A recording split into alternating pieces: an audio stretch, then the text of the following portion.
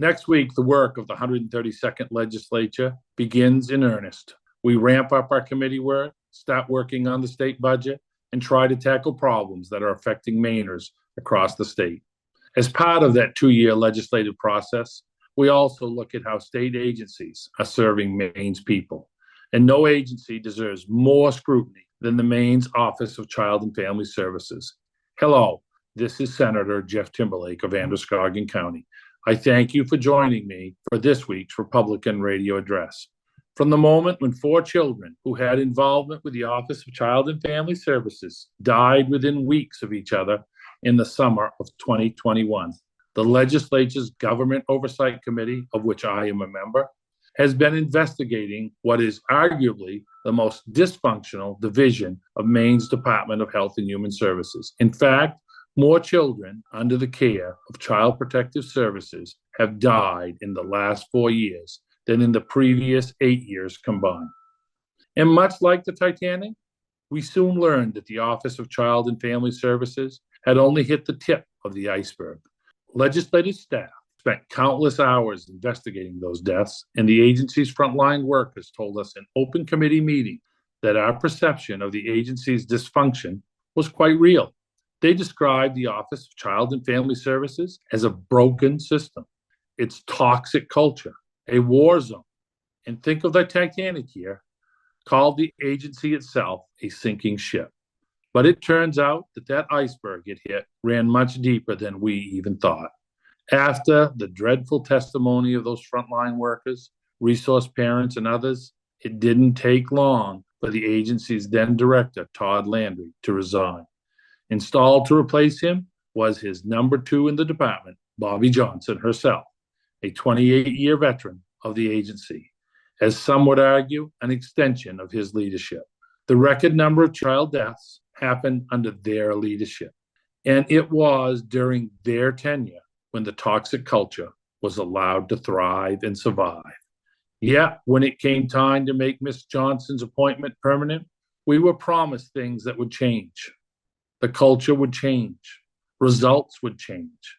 Well, we've learned in the time since that the Office of Child and Family Services was under a federal audit, the first of its kind, in fact, by the Inspector General of the U.S. Department of Health and Human Services. Federal authorities chose Maine specifically due to the poor result of the agency. We are at the rock bottom nationally.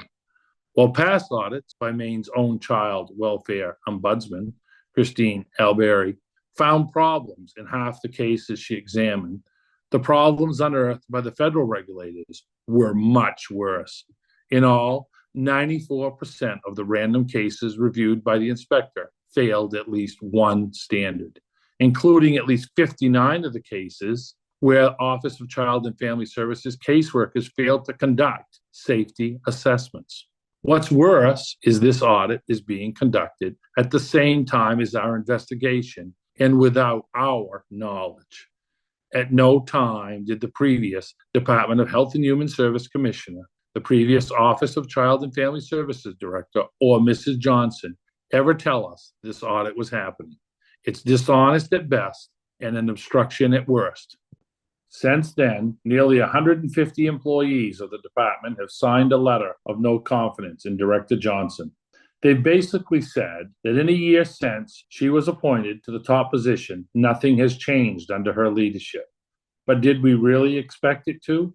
And today we learn that Christine Alberry, who I mentioned earlier is Maine's child welfare ombudsman, tested another 80 cases in 2024 and found problems in 44 of them. That's now 4 years in a row that more than half the cases failed muster. On the final note, the recent decision in the Maine Supreme Court that the legislature is not entitled to confidential DHHS records is both misguided and short-sighted. As the first branch of government closest to the people and responsible for government oversight, we are the check and the balance of an administration that has not yet taken responsibility for the failures of the Office of Child and Family Services.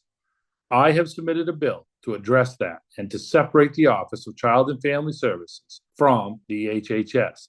The time of waiting for change is over. It's time to clean up this mess. Again, I'm Senator Jeff Timberlake of Androscoggin County. I thank you for listening and make sure to follow the Maine Senate Republicans page on Facebook, Instagram, and X. I wish you all a Happy New Year. Enjoy.